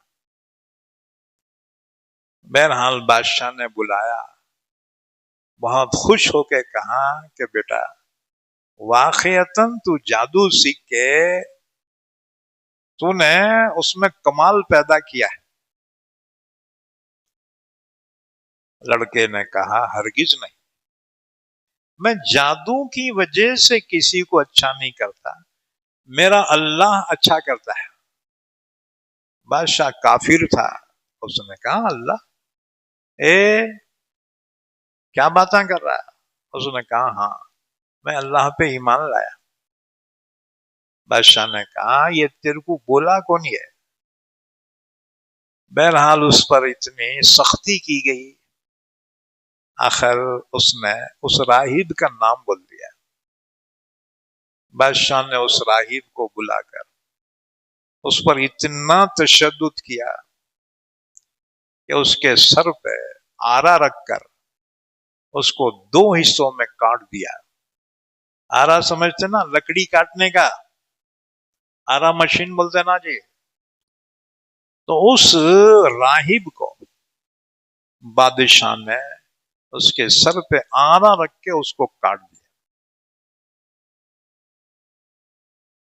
اس لڑکے سے کہا باز آ جا، اپنے دین کی طرف واپس لوٹ جا، اس دین کو چھوڑ دے۔ لڑکے نے جواب دیا ہرگز نہیں، میں اس دین کو نہیں چھوڑ سکتا۔ بادشاہ کو بڑا غصہ آیا۔ بادشاہ نے سپاہیوں کو حکم دیا، چند سپاہیوں کو اس کو پہاڑ پہ لے جاؤ اور اوپر سے نیچے ڈھکل دو، اس کو ختم ہی کر دو۔ سپاہی اس کو پکڑ کر لے چلے۔ एक ऊंचे पहाड़ की चोटी पे पहुंचे। इस लड़के ने वहां अल्लाह से दुआ की कि या अल्लाह, तू मेरी हिफाजत फरमा इन दुश्मनों से। इतना कहना था, पहाड़ में एकदम जलजल आया। अब इसको तो मालूम था, इन्हें बैलेंस कर लिया। बाकी सिपाहियां लुढ़क के पूरे ही मर गए बेटे, एक भी जिंदा नहीं बचा। उनके हड्डियां हड्डियां टुकड़े हो गए। उसके बाद इत्मीनान से नीचे उतर के बादशाह के दरबार में पहुंचा। सलाम अलैकुम। बादशाह बोला, आधे जिंदा है क्या बेटे? मेरे सिपाही हैं, क्या हो गया? इस लड़के ने कहा, अल्लाह ने तेरे सिपाहियों को हलाक कर दिया। बादशाह को बड़ा गुस्सा है, इसको मारना कैसा बेटे को? तो बादशाह ने और चंद सिपाहियों को हुक्म दिया, इसको समंदर में ले जाओ, कश्ती में बिठाकर। अब 20 समंदर में इसको उठा के समंदर में फेंक दो। अब सिपाही उसको पकड़ कर ले गए और समंदर में एक कश्ती में बिठाकर 20 समंदर में ले गए। अब उठा के उसको फेंकना बोले तो इस लड़के ने दुआ की, अल्लाह तू ही मेरी हिफाजत करने वाला है, या अल्लाह मेरी हिफाजत कर, ये दुश्मना को खपा दे। इतनी दुआ करते ही उसमें समंदर में तूफान आ गया। हाँ जी, अब बड़ी बड़ी मौजें उठनी शुरू हो गई। यहां तक के सिपाही जो बैठे थे कश्ती में, वो कश्ती जो है एकदम ऐसा झुक गई, वो बेटे बैलेंस नहीं ले सके, लुढ़क के गिर गए। फिर इधर हुई तो इधर वाले गिर गए। इन्हें सलामती के साथ वो कश्ती पे सीधा किनारे को उतर के बादशाह के पास, सलाम अलैकुम। बादशाह बोला, अबे और जिंदा है क्या तू बेटा? अरे मेरे सिपाही क्या हो गया?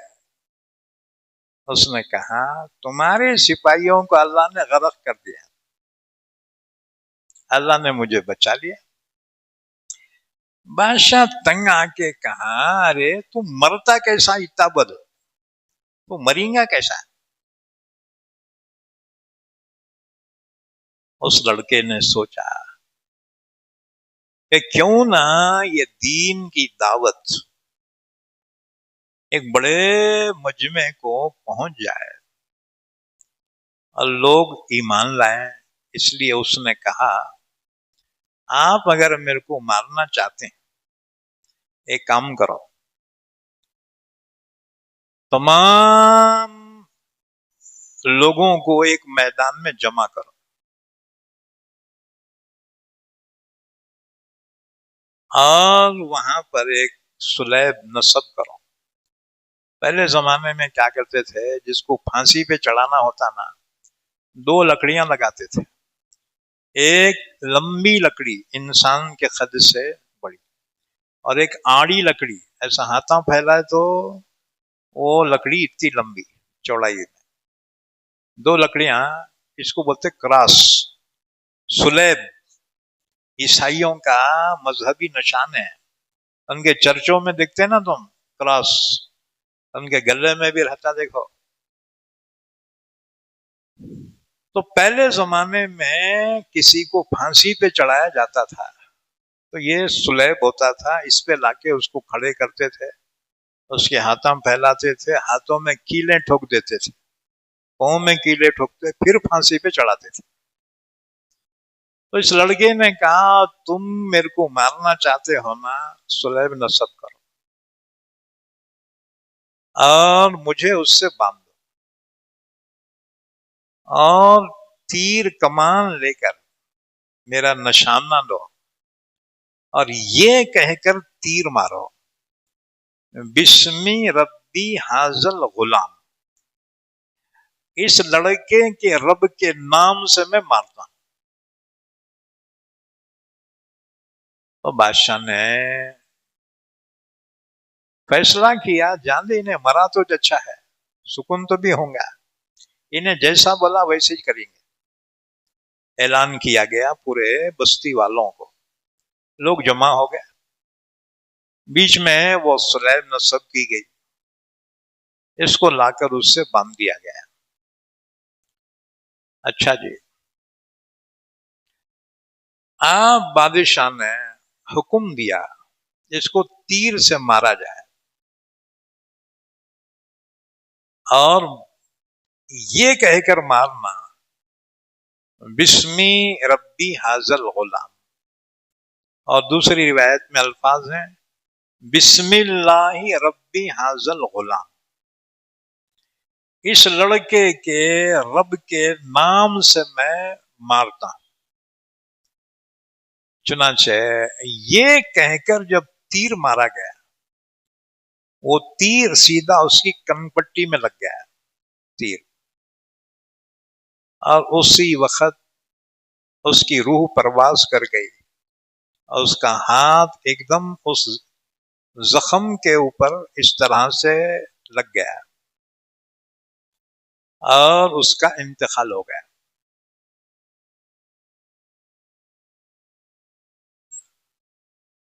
مجمع اس کی یہ حالت دیکھ کر بے ساختہ کہنے لگے ہم اس لڑکے کے رب پہ ایمان لائے۔ 20,000 آدمی اسی وقت ایمان لائے۔ بادشاہ نے دیکھا ارے یہ تو الٹا ہی ہو گیا کہ اس لڑکے کے موت پر متاثر ہو کر 20,000 آدمی ایمان لا لے۔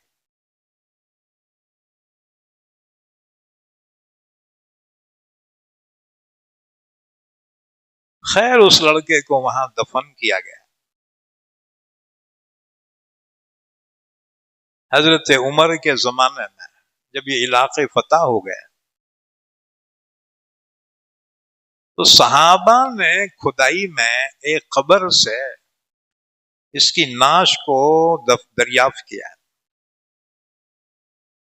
اور کہا امیر المومنین ایک نعش ایسی ملی ہے کہ اس کے کن پٹی پہ زخم ہے اور اس کا ہاتھ اس زخم پہ ہے، جب ہم وہ ہاتھ نکالتے ہیں تو خون ایسے نکلتا ہے جیسے زندہ انسان کا، حالانکہ اس کو گزرے ہوئے کئی 100 سال ہو چکے ہیں۔ تو حضرت عمر نے فرمایا یہ وہی شخص تھا جس کے بارے میں اللہ نے سورہ بروج میں اسی کا واقعہ بیان فرمایا، اور فرمایا وہ جیسے ہیں وہ شہید ہیں، وہ ان کو اسی طرح سے دفن کیا جائے۔ یہ تھے عبداللہ بن تامر، اس زمانے میں دین حق پر تھے۔ اچھا، تو لڑکے کا تو انتقال ہو گیا، لیکن اتنا اثر ہوا مجمع پر کہ 20,000 آدمی اسی وقت ایمان لائے۔ یہ دیکھ کر بادشاہ کو بڑا غصہ آیا۔ بادشاہ نے حکم دیا کہ یہ نیا دین اس لڑکے کا جو قبول کیے ہو اس دین سے واپس ہو جاؤ، اگر جو واپس نہیں ہوا رہے تو اس کو ہم بڑی بھیانک سزا دیں گے۔ چنانچہ بادشاہ نے حکم دیا کہ بڑے بڑے گڑھے کھودے جائیں، خندق، بڑے گڑھے کھودے جائیں، بڑے بڑے گڑھے کھودے گئے۔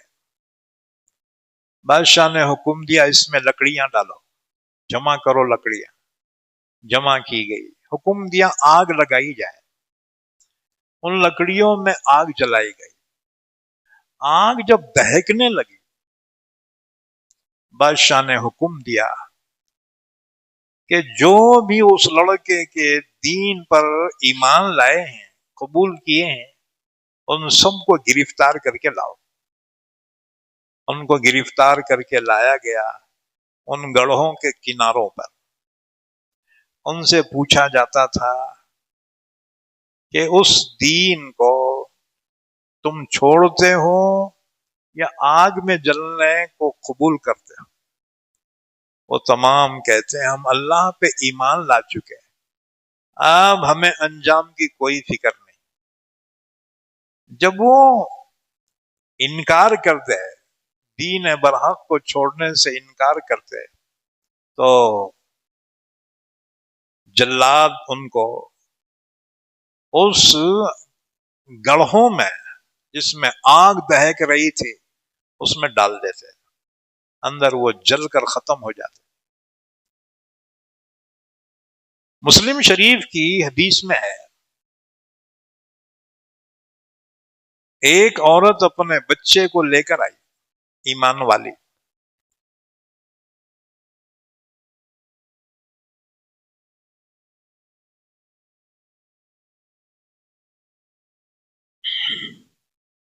اس سے کہا گیا اگر تو ایمان نہیں چھوڑنا چاہتی اس گڑھے میں جلنے کے لیے تیار۔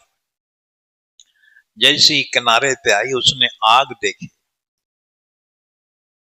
تو خود تو جذبہ شہادت رکھتی تھی، لیکن معصوم دودھ پیتے بچے پر نظر ڈالی، بچے کا خیال آیا، ہچکچائی کہ میں جل گئی تو جل گئی مگر میرے بچے کا کیا ہوگا، معصوم بچہ۔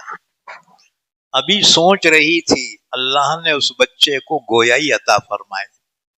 اس بچے نے کہا اماں ثابت قدم رہ، یقیناً تو حق پہ ہے۔ دنیا میں 4 بچے ایسے ہوئے ہیں جنہوں نے اس زمانے میں بات کی جبکہ عام طور سے دودھ پینے کے زمانے میں بچے بات نہیں کرتے۔ ان میں سے ایک بچہ یہ بھی تھا۔ اس نے کہا ماں تو ثابت قدم رہ، یقیناً تو حق پہ ہے۔ یہ سننا تھا، ماں بچے سمیت آگ میں کود گئی۔ اللہ کی شان دیکھو کہ آگ میں گرنے سے پہلے روح پرواز ہو گئی، اس کی ناش آگ میں گری۔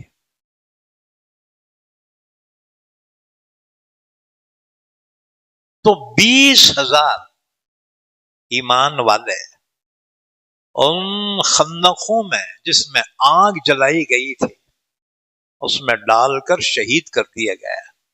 اس میں سے 2 آدمی بچ کر بھاگنے میں کامیاب ہو گئے اور وہ سیدھا ملک روم پہنچے جہاں عیسائیوں کی حکومت تھی۔ انہوں نے بادشاہ سے یہ واقعہ بیان کیا اور مدد کی اپیل کی، تو بادشاہ نے حبشہ کے بادشاہ کو لکھا، وہ بھی عیسائی بادشاہ تھا، کہ جس ملک میں یمن والوں نے جو ظلم کیا ایمان والوں پر، کیونکہ میں بہت دور ہوں اور تم قریب ہو، تم وہاں پر فوجیں بھیج کر ان کو سزا دو۔ چنانچہ حبشہ کے بادشاہ نے بہت بڑی فوج بھیجی اور اس فوج کے 2 سپہ سالار تھے، اریات اور ابرہہ۔ ان دونوں کی فوجوں نے ملک یمن پہ جو حملہ کیا، جنہوں نے ایمان والوں کو شہید کیا تھا، ان ظالموں کا پھر قتل عام کیا۔ تو بادشاہ یوسف ذو نواس یہ حالت دیکھ کر جان بچا کر بھاگا، لیکن کہیں پناہ نہ ملی، سیدھا سمندر میں غوطہ لگا کر اپنے آپ کو ہلاک کر دیا۔ اور پھر قبضہ ان حبشیوں کا ملک یمن پہ ہوا، اور پھر ابرہہ اور اریات میں جنگ ہوئی، ابرہہ جیت گیا اور وہ وہاں کا گورنر ہو گیا۔ اور پھر اس نے دیکھا کہ یمن کے عرب حج کرنے کے لیے کعبۃ اللہ جاتے ہیں، تو اس نے کہا کہ وہاں جانے کی کیا ضرورت ہے، میں یہاں ایسا کعبہ بنا دوں گا کہ یہیں پہ حج ہوا کرے۔ اس نے گرجا تعمیر کیا، بہت زبردست۔ لیکن عرب اگرچہ کافر تھے لیکن کعبۃ اللہ سے ان کو بڑی عقیدت و محبت تھی، انہوں نے برداشت نہ کر کے اس کے بنائے ہوئے اس گرجا میں آگ لگا دی۔ اسے بڑا غصہ آیا، اس نے کہا کہ کعبۃ اللہ جو ان کا دین و دھرم ہے، اس کعبے کو ہی ختم کر دیتا۔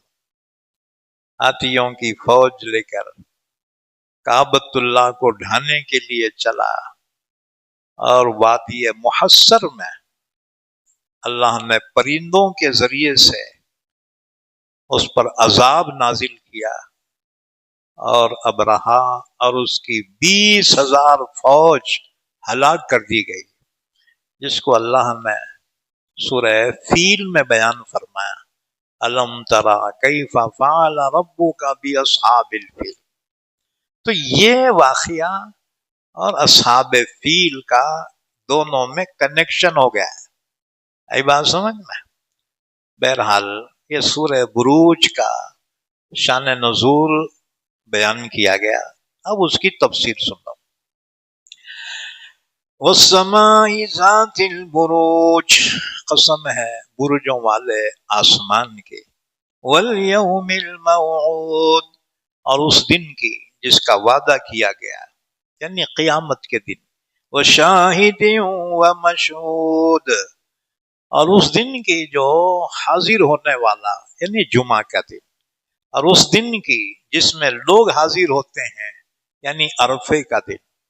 قتل اصحاب الاخدود، قتل کیے گئے خندقوں والے، النار ذات الوقود، اس آگ سے جو ایندھن والی تھی، اذ ہم علیہا قعود، جبکہ وہ لوگ ان پر بیٹھے ہوئے تھے، تماشا دیکھ رہے تھے، وَهُمْ عَلَى مَا يَفْعَلُونَ بِالْمُؤْمِنِينَ شُهُودٌ، وہ مسلمانوں کو اس آگ میں گرتے ہوئے آنکھوں سے دیکھ رہے تھے۔ سوال یہ ہے انہوں نے انتقام کیوں لیا، کیا وجہ تھی؟ بس صرف وجہ یہ تھی کہ وہ ایمان لاتے تھے اللہ پر، بس یہی ان کی انتقام کی وجہ بن گئی۔ آج ایمان والوں پہ یہ ظلم کیوں ہو رہا ہے؟ صرف اس وجہ سے کہ ہم اپنا سر صرف اللہ کے سامنے جھکاتے، کسی کے سامنے نہیں جھکاتے۔ لوگوں کو یہ چیز ناپسند ہے کہ ہمارے سامنے کیوں نہیں جھکتے، بس یہی وجہ ہے کہ وہ ایمان والوں کو تکلیف پہنچاتے۔ وَمَا نَقَمُوا مِنْهُمْ إِلَّا أَن يُؤْمِنُوا بِاللَّهِ الْعَزِيزِ الْحَمِيدِ، نہیں انتقام لیا انہوں نے ایمان والوں سے مگر اسی بات کا کہ وہ اللہ پہ ایمان رکھتے تھے جو اللہ زبردست قابل تعریف ہے۔ الذی لہ ملک السماوات والارض، اس اللہ پر کہ آسمان و زمینوں کی بادشاہت اسی کے لیے، واللہ علی کل شیء شہید، اور اللہ ہر چیز پر گواہ ہے، نگہبان ہے۔ ان الذین فتنوا المؤمنین والمؤمنات ثم لم یتوبوا، بے شک جن لوگوں نے ایمان والے مردوں اور ایمان والی عورتوں کو آزمائش میں ڈال دیا، تکلیفوں میں ڈالا، ثم لم یتوبوا، پھر انہوں نے توبہ نہیں کی، فلہم عذاب جہنم، ایسے ظالموں کے لیے جہنم کا عذاب ہے، ولہم عذاب الحریق، اور ان کے لیے جلانے والا عذاب ہے۔ ان الذین آمنوا وعملوا الصالحات، ان کے مقابلے میں جو لوگ ایمان لائے اور نیک عمل کیے، لہم جنات تجری من تحتها الانہار، ان کے لیے جنتیں ہیں جن کے دامن میں نہریں جاری ہیں۔ ذالک الفوز الکبیر، یہ ہے بہت بڑی کامیابی۔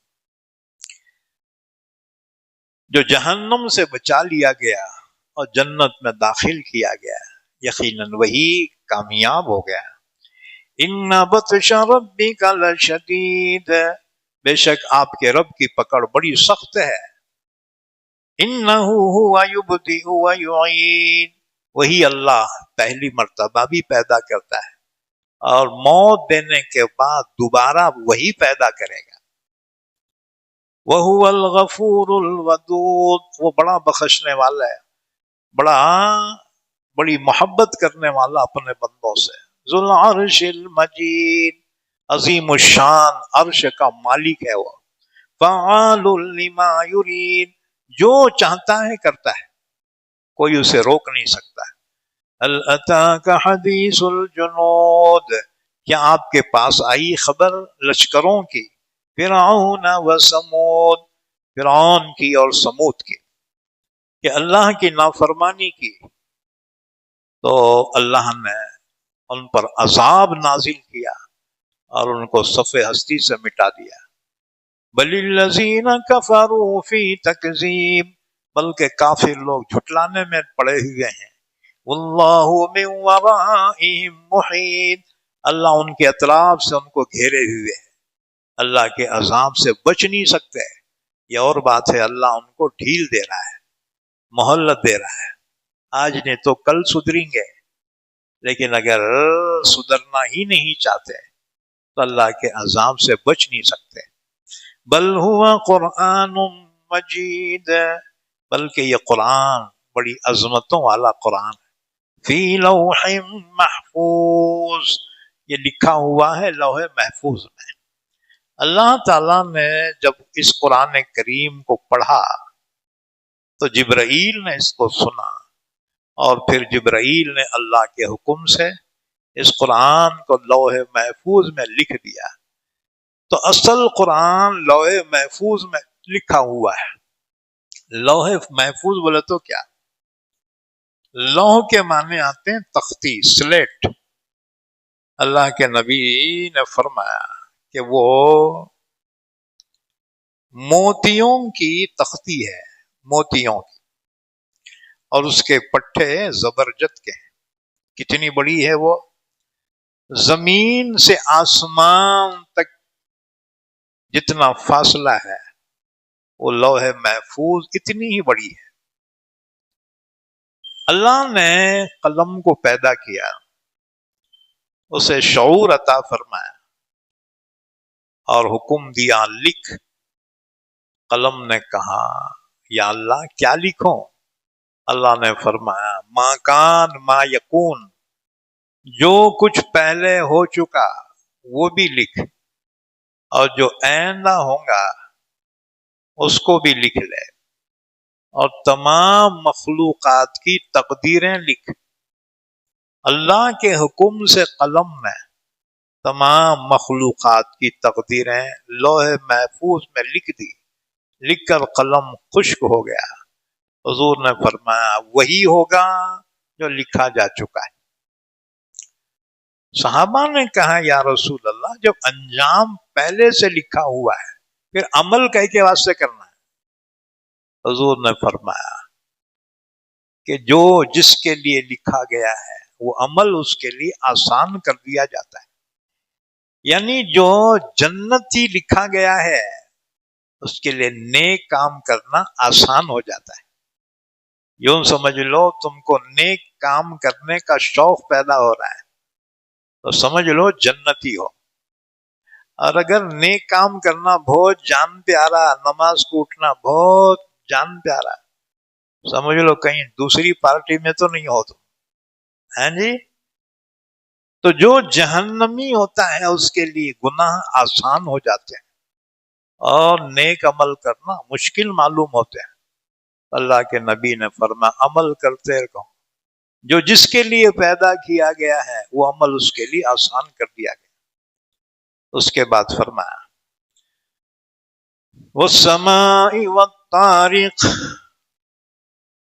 قسم ہے آسمان کی، رات میں آنے والے، وما ادراک ما الطارق، اور آپ کیا جانے وہ رات میں آنے والا کون ہے؟ النجم الثاقب، وہ روشن ستارہ ہے۔ بعض روایتوں میں ہے اس سے مراد اللہ کے نبی صلی اللہ علیہ وسلم شب معراج میں تشریف لے گئے اور آپ جو واپس تشریف لا رہے ہیں یہ ہیں النجم الثاقب، یہ روشن ستارہ، ہدایت کا نور جس سے ساری دنیا منور ہو گئی۔ ان کل نفس لما علیہا حافظ، یہ قسمیں کھا کر فرمایا ہر انسان پر ایک فرشتہ محافظ مقرر ہے۔ حضرت عثمان غنی کی روایت ہے ہر انسان کے ساتھ 10 فرشتے ہیں باڈی گارڈ۔ تو بولیں گے فرشتوں کی کیا ضرورت ہے؟ شیطانہ جناتا تمہارے جان کے دشمن ہیں، تمہاری اطراف میں اتنی تعداد میں ہیں جیسے کوئی کٹورے میں مٹھائی رکھی ہے اور مکھیاں جمع ہو گئے، دیکھو مکھیاں فل رہتے، اب تم ہاتھاں ہلاتے بیٹھتے، ہاتھاں ہلائے تو مکھیاں اڑتے، اگر ہاتھ ذرا روکے رہے پورے مکھیاں اس جو ہے کٹورے میں پڑ جائیں گے۔ تو اگر فرشتوں کے ذریعے انسانوں کی حفاظت کا انتظام نہ ہوتا تو جنات و شیاطین کبھی کہ ہم کو مار کے پھینک دیتے، لیکن ہم حفاظت میں۔ تو 10 فرشتے ہر انسان کے ساتھ حفاظت کے لیے۔ اللہ نے فرمایا لہو معقبات من بین یدیہ ومن خلفہ یحفظونہ من امر اللہ، ہر انسان کے ساتھ آگے پیچھے 10 فرشتے اللہ کی طرف سے حفاظت کرنے والے۔ وہ 10 فرشتے کون سے ہیں؟ ایک فرشتہ آگے سے حفاظت کرتا ہے، ایک فرشتہ پیچھے سے حفاظت کرتا ہے کہ کوئی جن شیطان وار نہ کرے، ایک فرشتہ سیدھی جانب ہوتا ہے ایک بائیں جانب، کتنے ہوئے؟ 4۔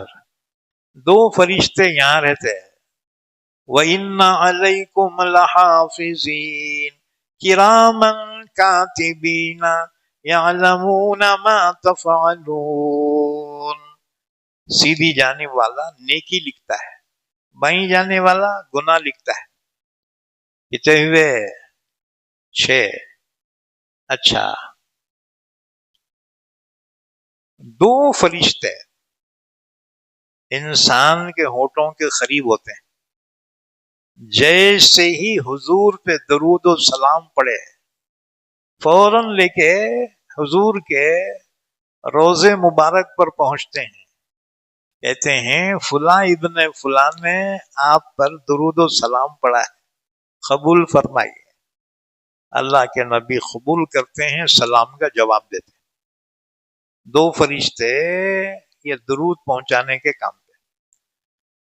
ایک فرشتہ انسان کے پیشانی کے قریب ہوتا ہے، اگر کوئی غرور کرتا ہے نا تو فرشتہ ایسا اس کی منڈی پکڑ کے نیچے دبا دیتا ہے، اور کوئی عاجزی کرتا ہے فرشتہ اس کو ایسا اٹھا دیتا ہے۔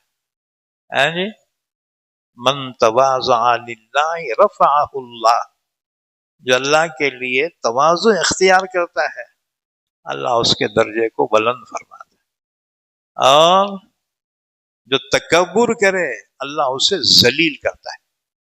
ایک فرشتے کا کام ہی ہے، بندہ عاجزی کرے نا فرشتہ اس کو ایسا سر کو پکڑ کے اٹھاتا، اور جو غرور کرا رہے اکڑ کے چل رہا فرشتہ اس کی منڈی پکڑ کے دباتا۔ اچھا ایک اور فرشتہ ہے نمبر 10،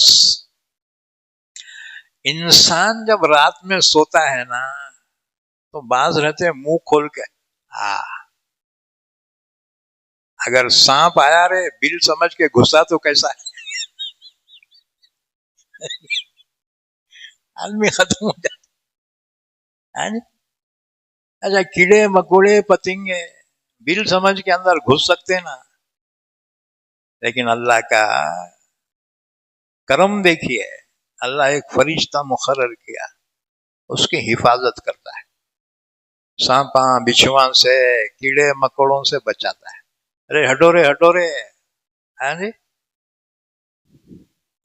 तो 10 फरिश्ते हर इंसान के साथ हिफाजत के वास्ते हैं। अच्छा जी, डे के अलग हैं, नाइट के अलग हैं। दिन के 10 और रात के 10, इनके ड्यूटियां बदलते हैं, फजर के वक्त और असर के बाद। नाइट वाले फजर में वापिस हो जाते हैं और दिन वाले ड्यूटी संभाल लेते हैं। फिर दिन वाले असर के वक्त वापिस चल जाते हैं और नाइट वाले असर के वक्त आ जाते हैं। इसलिए खास तौर से फजर और असर की नमाज का एहतमाम करो। कि जाने वाले गवाही देते, अल्लाह नमाज पढ़ते हुए छोड़ के आए, अरे जी। और आने वाले गवाही देते, हम जब पहुंचे थे तो नमाज़ पढ़ रहे थे। नमाजियों में उसका शुमार हो जाता है। हाँ जी। बहरहाल, इन कुल्लु नफ्सिन लम्मा अलैहा हाफिज, कोई शख्स ऐसा नहीं है जिस पर कोई मुहाफिज फरिश्ता मुकर्रर ना। उसके बाद अल्लाह ने इंसान को उसकी औकात याद दिलाई कि अल्लाह के तुझ पर कितने एहसानात हैं, जरा याद कर। तेरी हकीकत क्या है?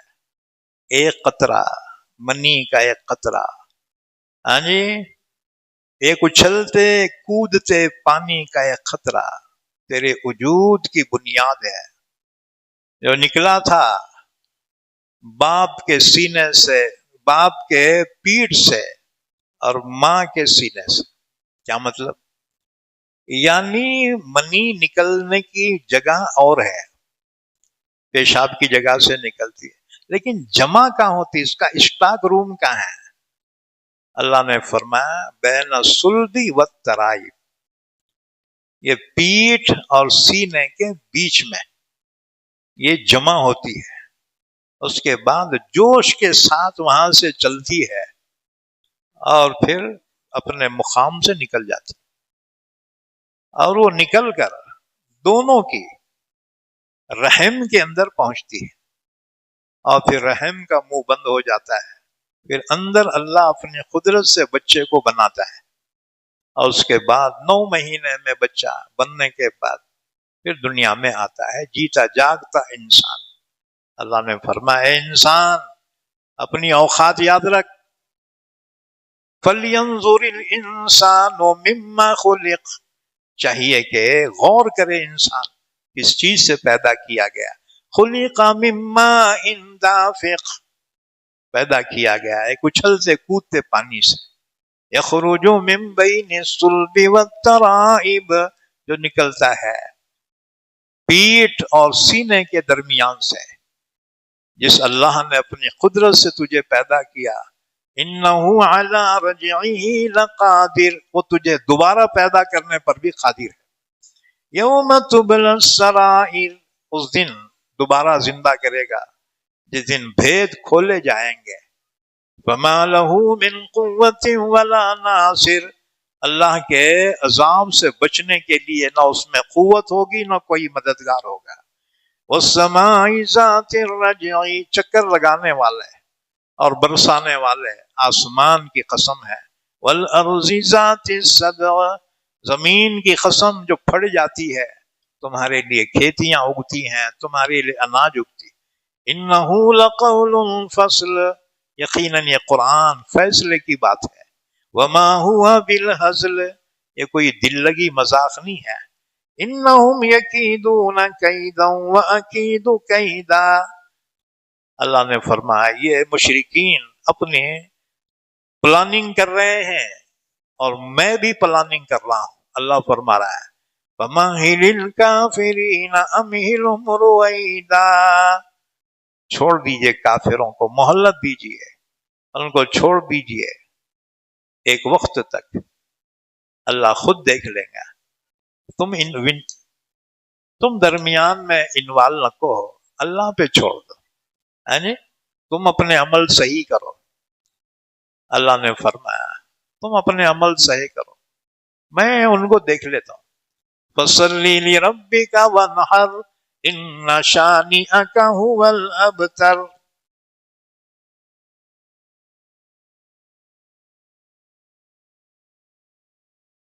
تیسری صورت سورہ اعلی مکے میں نازل ہوئی. اس میں ایک رکوع ہیں، 19 آیتیں. اللہ نے فرمایا سبح اسم ربک الاعلی، پاکی بیان کیجئے اپنے رب اعلی کے نام سے. جب یہ آیت نازل ہوئی اللہ کے نبی نے فرمایا اس کو سجدے میں کہا کرو، سبحان ربی الاعلی. اور اسی طرح سے دوسری آیت نازل ہوئی فسبح بسم ربک العظیم، تو اللہ کے نبی نے فرمایا اس کو اپنے رکوع میں کہا کرو، سبحان ربی العظیم. تسبیح کسے کہتے ہیں؟ تسبیح کہتے ہیں پاکی بیان کرنا، کہ اللہ پاک ہے ہر عیب سے، ہر نقص سے. اللہ پاک ہے ہر رشتے ناطے سے. الذی خلق فسوا، جس نے پیدا کیا مخلوق کو، اسے ٹھیک ٹھاک بنایا. والذی قدر فہدا، وہی اللہ ہے جس نے ہر ایک کا ایک اندازہ لگایا. اس اندازے کو تقدیر کہتے ہیں. چنانچہ حدیث میں ہے جب بچہ 4 مہینے ہو جاتے ہیں، مکمل بن جاتا ہے ماں کے پیٹ میں، تو اللہ فرشتوں کو حکم دیتا ہے ایک فرشتے کو اس میں روح ڈال دے. فرشتہ اس میں روح ڈال دیتا ہے اور اللہ کے حکم سے اس کی 4 باتیں لکھ دیتا ہے. اس کی عمر کتنی ہوں گی، اس کو رزق کتنا ملے گا، اس کا عمل کیا ہوگا اور اس کا انجام کیا ہوگا، شقی ہوگا یا سعید، بدبخت ہوگا یا نیک بخت ہوگا، فرشتے لکھ لیتا ہے. فہدا، پھر ہر ایک کو اس کی زندگی گزارنے کا طریقہ بتایا. ہاں جی. والذی اخرج المرعى، وہی اللہ ہے جس نے زمین سے نکالا چارہ. ورنہ جانوروں کو پال تو لیتے ہو لیکن کھلانا بولے تو جان پہ آتا ہے. ہاں جی. بقرعید میں 10 دن پہلے جانور لیتے ہیں، اب روز بازار میں جاتے ہیں اور جی چارہ لینے کو، وہ بیٹے مہنگا کرتے 100 روپے کو دیتے. اب تم آؤٹ لیتے، ارے کیا رے لوٹ لے رہے بیٹے 100 روپے کو ایک. ہاں بیٹے 10 دن بھی تو جانور کو کھلا نہیں سکتا، اللہ زندگی بھر ان کو کیسے کھلاتا ہوگا، یہ اللہ کی قدرت ہے. فَجَعَلَهُ غُثَاءً أَحْوَىٰ، پھر اس کو کر دیا کوڑا کرکٹ سیاہ. سَنُقْرِئُكَ فَلَا تَنسَىٰ، اللہ نے فرمایا نبی صلی اللہ علیہ وسلم ہم آپ کو پڑھائیں گے، آپ بھولیں گے نہیں. آیت شریفہ کا شان نزول یہ ہے جب حضرت جبرائیل اللہ کے نبی کو قرآن کی آیت پڑھ کے سناتے تھے تو آپ صلی اللہ علیہ وسلم امی تھے، تو آپ کو اندیشہ ہوتا کہ کہیں میں بھول نہ جاؤں. اس لیے جبرائیل جب پڑھتے تھے آپ بھی ساتھ ہی ساتھ پڑھنے کی کوشش کرتے تھے. تو اللہ نے تسلی دی کہ آپ جلدی جلدی پڑھنے کی کوشش نہ کرو، ہم آپ کو پڑھائیں گے، آپ کے سینے میں ہم محفوظ کریں گے. سَنُقْرِئُكَ فَلَا تَنسَىٰ، ہم آپ کو پڑھائیں گے پھر آپ بھولیں گے نہیں. إِلَّا مَا شَاءَ اللَّهُ، مگر اللہ جتنا بھلانا چاہے تو اتنا ہی ہوگا. إِنَّهُ يَعْلَمُ الْجَهْرَ وَمَا يَخْفَىٰ، بے شک اللہ جانتا ہے جو کچھ تم بلند آواز سے کہتے ہو، جو کچھ تم اپنے دلوں میں چھپائے رکھتے ہو، اللہ سے کوئی چیز پوشیدہ نہیں.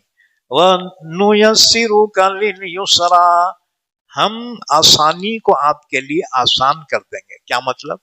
یسرا سے مراد ہے جنت، ہم توفیق دیں گے نیک عمل کی اور جنت کا راستہ آسان کر دیں گے.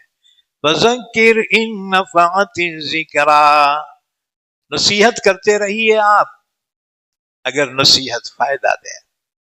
تو اللہ کے نبی صلی اللہ علیہ وسلم صحابہ کو نصیحت فرماتے تھے، سَيَذَّكَّرُ مَن يَخْشَىٰ، بعض لوگ نصیحت قبول کرتے ہیں اور بعض مخالفت کرتے ہیں، تو اللہ نے فرمایا جو اللہ کا خوف جس کے دل میں ہے وہ نصیحت ضرور قبول کرتا ہے۔ وَيَتَجَنَّبُهَا الْأَشْقَىٰ، اس سے دور رہتا ہے بدبخت، الَّذِي يَصْلَى النَّارَ الْكُبْرَىٰ، جو داخل ہوگا بہت بڑی آگ یعنی جہنم میں۔ تو کفر کا انجام، شرک کا انجام جہنم ہے۔ ثم لا يموت فيها ولا يحيا، جہنم میں نہ جیے گا نہ مرے گا، وہ زندگی کیا جو تکلیف دہ ہوگی، اور موت نہیں آئے گی کیونکہ موت کا بھی خاتمہ کر دیا جائے گا، تکلیف ضرور ہوگی۔ اللہ نے فرمایا جہنمیوں کے جو جسم ہوں گے نا، وہ جب بھی جلیں گے فوراً آٹومیٹک بنیں گے۔ کلما نضجت جلودهم بدلناهم جلودا غیرها لیذوقوا العذاب، جیسی جلے گا فوراً بنے گا، پھر جلے گا پھر بنے گا، مرے گا نہیں، موت نہیں آئے گی لیکن تکلیف ضرور ہوگی شدت کی۔ وہاں موت بھی پکارے گا تو موت نہیں آئے گی، اس سے کہا جائے گا لا تدعوا صبورا واحدا وادعوا صبورا کثیرا، او جہنمیوں ایک موت نہیں، موت بھی مانگو گے، موت نہیں آئے گی۔ قد افلح من تزکا وذکر اسم ربہ فصلی، کامیاب وہ شخص ہوگا جو اپنے دل کو پاک کرے، کفر سے، شرک سے، انانیت سے، تکبر سے، بغض سے، حسد سے، کینے سے، کپٹ سے اپنے دل کو صاف کر لے، وہ شخص کامیاب ہوگا۔ وَذَكَرَ اسْمَ رَبِّهِ، اور جو اپنے رب کے نام کا ذکر کرے تو ذکر سے قلب منور ہو جاتا ہے۔ وَصَلَّى، اب نماز پڑھے تو اس کی نماز معراج بن جاتی ہے۔ الصلاۃ معراج المومن، جب دل پاک ہو جاتا ہے اب نماز پڑھے تو گویا وہ اللہ سے کلام کر رہا ہے۔ نبی کو معراج عرش پہ ہوئی، آپ کے طفیل امتی کو معراج فرش پر ہوگی۔ نماز جب پڑھتا ہے نا تو گویا اللہ سے باتیں کرتا ہے۔ اِنَّ هَذَا لَفِي الصُّحُفِ الْأُولَىٰ، اچھا یہ جو قانون بیان کیا گیا ہے، لیکن بندہ کیا کرتا ہے؟ بل تؤثرون الحیات الدنیا، بلکہ تم ترجیح دیتے ہو دنیاوی زندگی کو، دنیاوی آرام کو، عیش کو، والآخرۃ خیر وابقا، اور آخرت یہ بہتر ہے دنیا سے اور باقی رہنے والی ہے۔